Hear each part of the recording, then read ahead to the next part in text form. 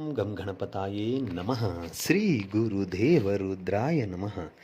ಎಲ್ರಿಗೂ ನಮಸ್ಕಾರ ಸ್ನೇಹಿತರೆ. ನಾನು ನಿಮ್ಮ ಪ್ರಕಾಶ್. ಸ್ನೇಹಿತರೆ, ಇಂದು ನಾನು ನಿಮಗೆ ಶತ್ರು ಸಂಹಾರ ಮಂತ್ರ ತೊಗೊಂಡು ಬಂದಿದ್ದೀನಿ.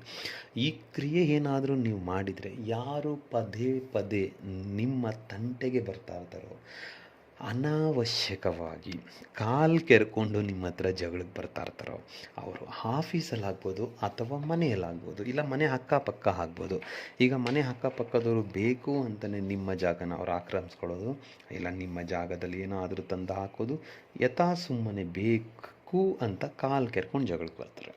ಮತ್ತು ಆಫೀಸಿನಲ್ಲಿ ನಿಮಗೇ ಬೇಕು ಅಂತ ನಿಮ್ಮ ವಿರುದ್ಧ ಕುತಂತ್ರ ತಂದು ಹಿಡ್ತಾ ಇರ್ತಾರೆ.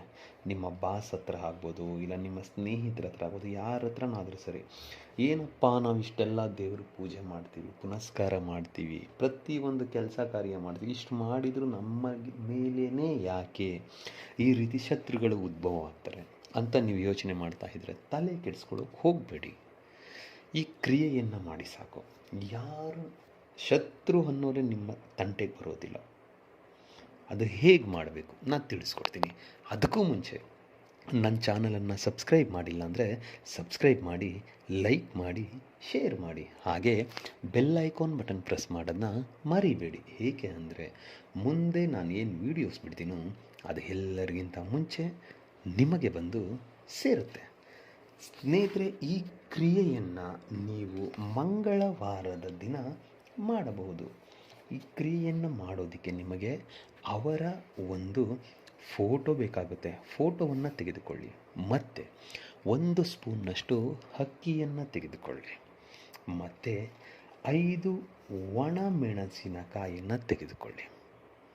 ಇಷ್ಟನ್ನು ತೆಗೆದುಕೊಂಡು ಮಂಗಳವಾರದ ದಿನ ದಕ್ಷಿಣ ದಿಕ್ಕಿಗೆ ಮುಖ ಮಾಡಿ ಕುಳಿರಿ. ಸಮಯ ಸಂಜೆ 6:30ರಿಂದ 9:30 ಒಳಗೆ ಯಾವಾಗ ಬೇಕಿದ್ರೂ ಈ ಕ್ರಿಯೆಯನ್ನು ಮಾಡಬಹುದು.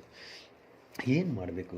ದಕ್ಷಿಣ ದಿಕ್ಕಿಗೆ ಮುಖ ಮಾಡಿ ಕುಳಿತುಕೊಂಡು ನಿಮ್ಮ ಮುಂದೆ ಒಂದು ಚಿಕ್ಕದಾದಂಥ ಕುಡಿಕೆಯನ್ನು ತೆಗೆದುಕೊಂಡು ಕುಡಿಕೆಯ ಒಳಗಡೆ ಸ್ವಲ್ಪ ಅಕ್ಕಿ ಹಾಕಿ ನಿಮ್ಮ ಬಲಗೈಯಲ್ಲಿ ಅವರ ಫೋಟೋ ಮತ್ತು 5 ಒಣ ಕೆಂಪು ಮೆಣಸಿನಕಾಯಿಯನ್ನು ಹಿಡಿದುಕೊಂಡು, ಇವಾಗ ನಾನು ಏನು ಮಂತ್ರ ಕೊಡ್ತೀನೋ ಈ ಮಂತ್ರವನ್ನು ನೀವು 108 ಸಾರಿ ಪಠನೆ ಮಾಡಬೇಕಾಗುತ್ತೆ.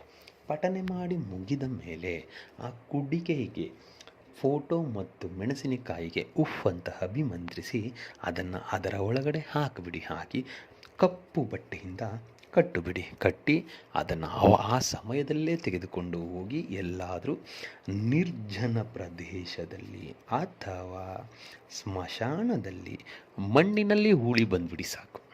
ಇಷ್ಟು ನೀವು ಮಾಡಿದ್ರೆ ಕೆಲವೇ ನಿಮಿಷದಲ್ಲಿ ನಿಮ್ಮ ಶತ್ರು ನಾಶ ಆಗ್ತಾರೆ. ಅದಕ್ಕೆ ಮಂತ್ರ ಹೀಗಿದೆ: ಓಂ ಉಗ್ರ ನರಸಿಂಹಾಯ ರುದ್ರರೂಪಾಯ ಶ್ಮಶಾನ ಅಮುಖಿ ಅಪಜಯ ರಕ್ಷಿಷು ರಕ್ಷಿಷು ರಕ್ಷಿಷು ನರಸಿಂಹಾಯ ನಮಃ. ಓಂ ಹ್ರೀಂ ಕ್ಲೀಂ ನಂ ರಂ ಜಂ ಅಪಜಯ ಫಟ್ ಸ್ವಾಹ. ಈ ರೀತಿಯಾಗಿ ನೀವು ಅಮುಖಿ ಅನ್ನೋ ಜಾಗದಲ್ಲಿ ಅವರ ಹೆಸರನ್ನು ಸೇರಿಸಿಕೊಳ್ತಾ ಈ ಕ್ರಿಯೆಯನ್ನು ಮಾಡಿದ್ದೆ ಆದಲ್ಲಿ ಖಂಡಿತ ನಿಮಗೆ ರಿಸಲ್ಟ್ ಸಿಗುತ್ತೆ.